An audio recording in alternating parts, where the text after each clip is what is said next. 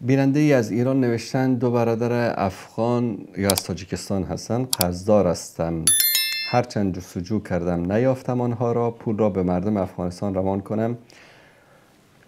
ببینید، اگر شما از کسی بدهکار هستید، مثلا $1000 از یک کسی قرض گرفتید، یه طرف غیبش زد، به طور مثال رفته وطنش، رفت برای دیدن خانوادهش، فوت کرد، نیومد، ویزاش تمام شد، نیومد، پاسپورتش رو گم کرد، یک مشکلی براش پیش اومد.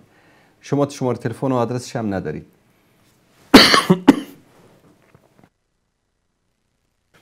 جستجو میکنید، سعی میکنید، تلاش میکنید که پیداش بکنید، اما پیدا نکردید. چیکار میکنید؟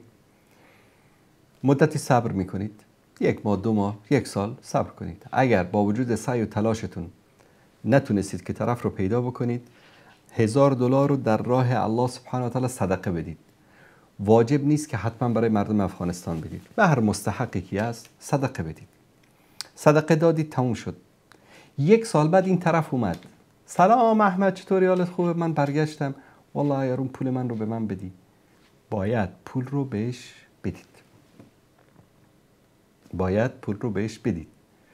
چون در اینجا اگر اون طرف پیدا نمیشد، ثواب صدقه میشد برای اون. شما سعی تلاش خودتون رو کردید، اما الان اومده، نمیتونید بهش بگید که نه والا من پولتو صدقه دادم، غلط کردی، نمیدادی، من پولمو نیاز دارم. حقش است، باید پولشو بدید بهش.